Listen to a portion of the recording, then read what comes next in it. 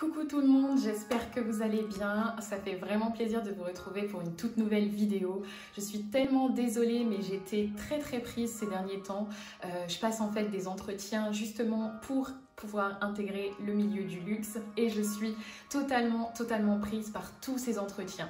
Mais pendant ce temps, je me suis dit que je pouvais quand même vous faire une petite vidéo au sujet du vocabulaire clé en fait qu'il faut employer quand on travaille dans le milieu du luxe, ou du moins le vocabulaire que vous devrez vraiment employer lorsque vous devrez passer des entretiens d'embauche dans le secteur du luxe. Et en plus de ça, c'est vrai que grâce à mes expériences dans le luxe, j'ai vraiment pu me familiariser au fil du temps, au fil de mes stages, de mes alternances, à ce vocabulaire qui est en fait très spécifique. Car vous l'aurez remarqué, j'imagine, ou du moins vous vous en doutez, mais pour pouvoir travailler dans le luxe, il y a, c'est vrai, un certain vocabulaire, il y a un lexique à connaître. Et moi, quand j'ai commencé en fait à travailler dans le milieu du luxe, c'était en 2017. Et c'est vrai que je pense que j'étais pas encore très à l'aise avec ce vocabulaire qui est vraiment spécifique, qui est vraiment riche et qu'il faut en fait connaître. Et d'ailleurs, je fais aussi cette vidéo car je pense que j'ai le recul nécessaire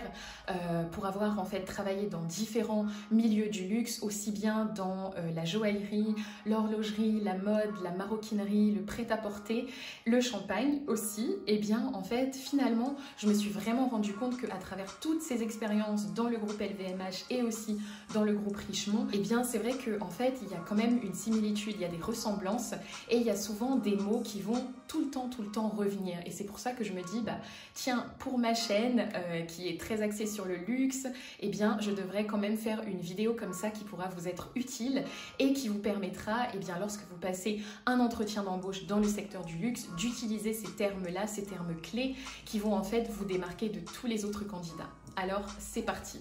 Alors, on va commencer avec le premier mot qui est très important dans le secteur du luxe lorsque vous démarrez, lorsque en fait vous voulez travailler dans le secteur du luxe. Et c'est un mot que j'ai très souvent repéré, que ce soit aussi bien dans le champagne, chez Moët & Chandon, Dom Pérignon, dans la mode, chez Louis Vuitton ou encore dans l'horlogerie, par exemple chez Cartier. Il y a toujours ce terme en fait qui revient systématiquement dans les campagnes et en fait dans les publications digitales. Donc il s'agit bien entendu du savoir-faire. Alors le savoir-faire, c'est vraiment ce qui va définir une maison de luxe. C'est vraiment ce qui va faire qu'une maison de luxe sera remarquée par tous, sera identitaire, aura donc sa propre identité.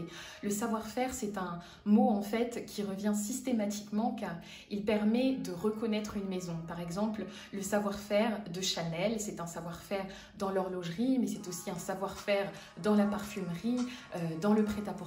C'est vraiment en fait un terme qui va construire tout l'ADN de la maison de luxe. Et donc c'est pour ça que quand vous passez des entretiens, quand vous vous intéressez à une maison de luxe, c'est très important de connaître ce qui la différencie vraiment des autres. Et dans ce savoir-faire, parfois il y a des techniques.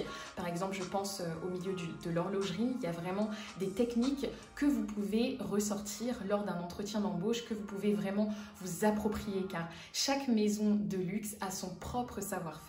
Justement, le savoir-faire, eh bien, c'est quelque chose qui va s'inscrire dans le temps, c'est quelque chose qui va s'inscrire en fait dans l'héritage d'une maison de luxe. Et donc, c'est le deuxième mot que je souhaite vous présenter ici, c'est l'héritage. Le mot héritage, c'est un mot qui est vraiment très important, qu'il faut absolument employer dans le secteur du luxe. C'est un mot en fait qui permet finalement de construire toute l'identité d'une maison de luxe. Par exemple, pour la maison Cartier, il y a eu un héritage avec le père, le fondateur et puis les trois frères Cartier qui ont continué finalement de transmettre cet héritage que leur avait apporté leur père qui était donc le fondateur.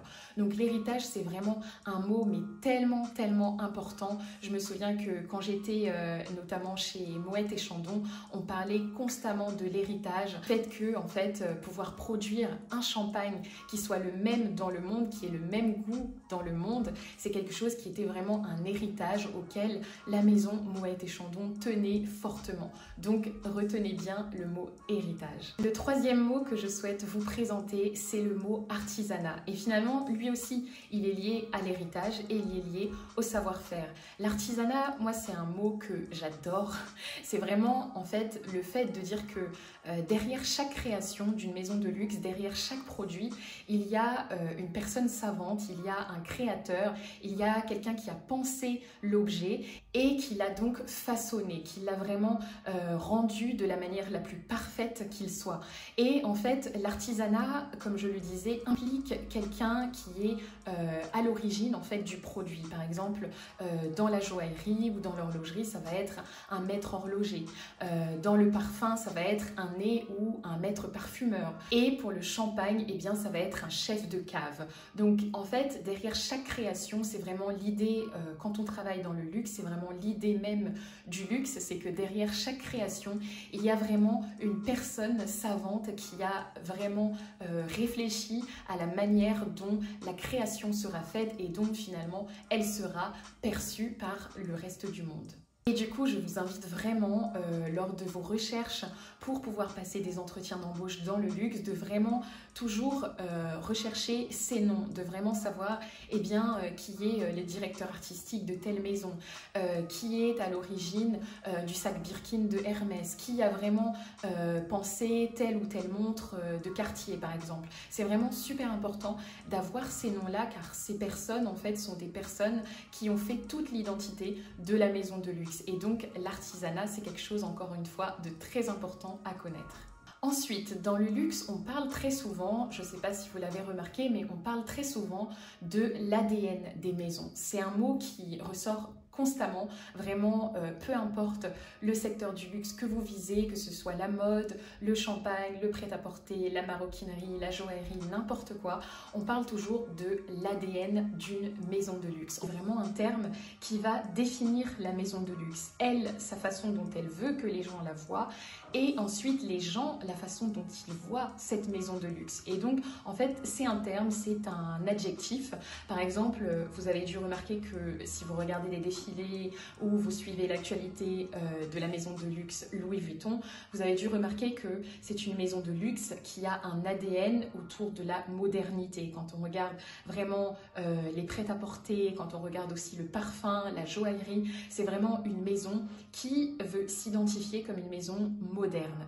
Alors que à l'inverse, eh bien, si vous prenez une maison comme Hermès, vous allez remarquer que c'est une maison qui est un peu plus dans la tradition en fait, qui cherche vraiment à perpétuer le savoir qu'elle a depuis des siècles et des siècles. Et donc ça, c'est vraiment un terme très important. L'ADN d'une maison, qu'est-ce que c'est? Vous devez être en mesure de définir quel est l'ADN de la maison pour laquelle vous passez un entretien ou de la maison qui vous intéresse. Et c'est vrai que ça peut être un peu une question challengeante, une question même éliminatoire en entretien, si vous n'êtes pas en mesure de dire, eh bien, quel est l'ADN de Chanel, quel est l'ADN de Versace, quel est l'ADN de Gucci, quel est l'ADN de Louis Vuitton. Si vous n'avez pas fait des recherches au préalable, ça peut être un peu risqué. Donc, faites toujours des recherches sur ce terme-là.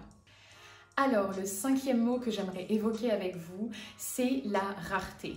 Quand on parle du luxe, vous avez dû sûrement vous en douter, mais en fait, il y a toujours cette part d'inaccessibilité, cette part du fait que le produit de luxe, c'est un produit qui est inaccessible, c'est un produit auquel peu de gens ont accès. Et concernant la rareté, il n'y a pas de meilleur exemple que le sac Birkin de la maison Hermès. Le sac Birkin de la maison Hermès, c'est vraiment un sac iconique, c'est vraiment le sac qui fait vraiment toute l'identité de la maison Hermès. Et le problème, c'est que c'est un sac donc, qui est devenu très populaire et aujourd'hui, très peu de personnes peuvent y avoir accès. Et pour avoir un peu d'expérience à ce sujet, même les clients VIP de la maison Hermès, les clients les plus fidèles, les clients les plus réputés, n'ont pas forcément de garantie d'avoir le sac Birkin. Donc c'est un sac qui est vraiment devenu extrêmement rare et du coup, sa rareté fait qu'il soit un produit de très grande valeur. Et justement, le sac Birkin de la maison Hermès, c'est un produit iconique. Et donc ça, c'est le 6e mot que je souhaite voir avec vous, une icône. En fait, dans le milieu du luxe, on parle très souvent, mais vraiment quasiment tout le temps, des icônes. Les icônes, c'est vraiment ces objets de valeur qui vont faire toute l'identité d'une maison de luxe. Par exemple, le sac Speedy de Louis Vuitton ou encore le sac Marmont de Gucci, ce sont en fait des icônes, ce sont finalement des objets de valeur, des produits qui ont dépassé le temps et qui ont su s'inscrire justement dans le temps comme des objets incontournables de la maison de luxe. Et on sait très bien que les icônes des maisons de luxe vont être extrêmement convoitées par les clients locaux, mais aussi par les clients du monde entier. Et c'est vrai que quand je travaillais chez Louis Vuitton, eh bien, les clients entraient dans la boutique pour acheter des icônes. Donc par exemple, le sac Speedy de Louis Vuitton, mais aussi d'autres icônes. Je pense par exemple aux souliers, Artlight, etc. Il y avait vraiment des problèmes car les clients finalement viennent acheter des icônes. Et ça peut souvent poser souci dans la gestion au quotidien quand on travaille dans une maison de luxe. Mais finalement, si les clients viennent acheter des icônes, c'est parce qu'ils connaissent votre marque et parce qu'ils sont très intéressés par les produits que vous vendez. Et tu trouveras bien entendu tous les détails de mon expérience chez Louis Vuitton dans ma vidéo « Travailler chez Louis Vuitton, ce qu'on ne dit pas ».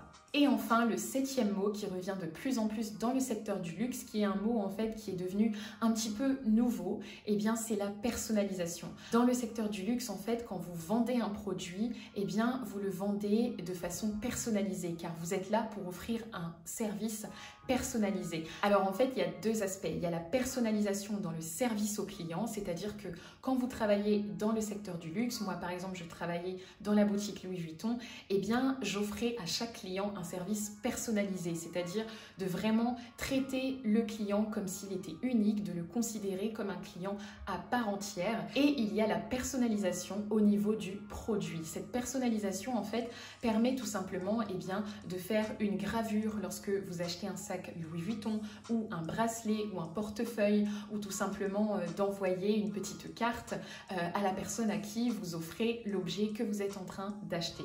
Donc la personnalisation en fait c'est quelque chose qui revient de plus en plus et c'est normal car travailler dans le luxe c'est travailler pour un milieu extrêmement exigeant et c'est devoir être parfait et offrir un service qui soit parfait.